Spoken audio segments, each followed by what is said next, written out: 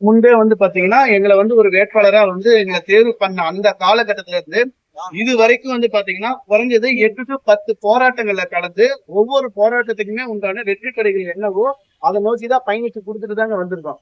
இதுல உங்களுக்கு லாஸ்டா கேள்விப்பட்டிருப்பீங்க, சாயப்பட்டறை போராட்டத்துல இருந்து அதே மாதிரி இங்க செவிலியர் போராட்டத்துல இருந்து ஒவ்வொரு போராட்டத்துக்குமே முன்னாடி நின்று மக்களா நின்று அந்த பிரச்சனைய அரசாங்கத்துக்கிட்ட கொண்டு போய் சேர்க்கிற வேலைகளை நாங்க தெளிவா பண்ணியிருக்கோம்.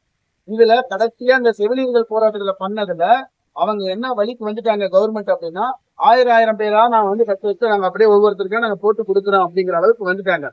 இதுல என்ன ஆயிடுச்சு அப்படின்னா, மக்களோட பிரச்சனைகளை எல்லா கட்சிகளுமே வந்து சப்போர்ட் பண்ணி அவங்க குடும்ப ரீதியாகவும் மக்களோட பிரச்சனையா தாம் பிரச்சனையா நினைச்சு தாங்க எடுத்து தான் போராட்டத்துல கலந்துக்கும் போது ஆட்டோமேட்டிக்கா என்னவா கவர்மெண்ட் வந்து நம்மள திரும்பி பார்க்க ஆரம்பிக்குதுங்க. நாம வந்து கரெக்டான நேரத்துல நம்ம வந்து நம்மளோட இந்த ஒரு பிரச்சனையை நம்ம கையில எடுத்துருக்கோம். ஏன் அப்படின்னா நாம வந்து சும்மா வந்து மத்தவங்க மாதிரி வந்து பிரச்சனை பண்ணி நான் வந்து எனக்கு என்னோட உரிமைகளை கொடுங்க அப்படின்னு சொல்லி நம்ம கேட்க விரும்பல. கவர்மெண்ட் நான் இந்த ஆட்சிக்கு நான் வந்தா நான் செய்யறேன் அப்படின்னு சொன்ன விஷயத்த நம்ம கேட்கிறோம். இது நம்மளோட உரிமை. அதே மாதிரி இப்ப பர்மனண்டா இருக்கிற ஒவ்வொரு ஸ்டாஃப்ஸ் என்னென்ன எழுதுக்கு வச்சிருக்காங்களோ அதுக்கு ஈக்குவலண்டான அதுக்கு நமக்கு தேவையான நமக்கு கொடுக்க வேண்டிய மாத சம்பளத்துல இருந்து அதே மாதிரி நம்மளோட உரிமைகளும் எல்லாமே தவிர்க்கப்படும் போது நம்ம கண்டிப்பா வீதியில் இறங்கி போராட வேண்டிய ஒரு நிலைமைக்கு நம்ம தள்ளப்பட்டுட்டோம். யோசிச்சு பாருங்க, நம்ம இதே சின்ன வயசா இருந்தா ரோட்ல போய் உட்காந்து போராட முடியும்.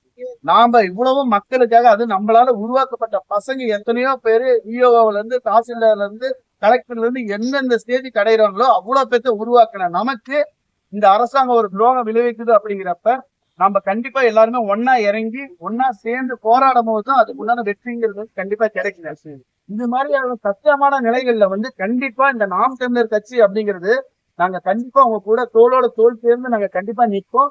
உங்க கடைசி வரைக்கும் உங்களோட நின்று போராடி உங்களுக்கு உண்டான உரிமைகளை வாங்கி தரதுக்கு கண்டிப்பா எங்களோட துணை கண்டிப்பா நாங்க இருக்குங்க. இது வந்து பாத்தீங்கன்னா நாங்க இதே காலேஜ்ல நாங்க வந்து ஜேசியில இருக்கும்போது நாங்க ட்ரைனரா நிறைய பேர் நீங்க வந்திருக்கோம். இங்க இருக்கிற மாணவர்களோடையும் இங்க இருக்கிற ஆசிரியர்களோட நான் எல்லாத்துக்கூடயும் நாங்க பழகிருக்கேங்க. இங்க இருக்க 2-3 பிரின்சிபல் அவங்க சேஞ்ச் ஆனவங்க எல்லாத்துக்கூடயும் நான் பழகிருக்கேன். எல்லாருமே பாத்தீங்கன்னா இங்க இருக்கிற மாணவர்கள் வந்து முன்னேறினா போதுமே அப்படின்னு சொல்லி நினைக்கிற ஆட்கள் நீங்க எல்லாருமே. உங்களுக்கே இது மாதிரியான ஒரு நிலைமை வருது அப்படிங்கிறப்ப நாளைக்கு இதை கார்பரேட்டா மாத்தி கொண்டு வந்து ஒவ்வொருத்தரும் 10,000 20,000 சம்பளத்துக்கு சொல்லி வரும்போது அப்ப இத்தனை வருட காலம் உங்களோட உழைப்பை போட்டது எல்லாமே வேஸ்ட் ஆயிடும். இது மாதிரி விஷயத்துக்கு நாங்க கண்டிப்பா விட மாட்டோம். கண்டிப்பா உங்களோட தோளோட தோளா நின்று உங்களை வெற்றி பெற வச்சு நாங்க கண்டிப்பா உங்களுக்கு வேணுங்கிற அந்த உரிமையை வாங்கி தர அளவுக்கு நாங்க கண்டிப்பா போராட்டத்துல நாங்க கண்டிப்பா கலந்துப்போம்.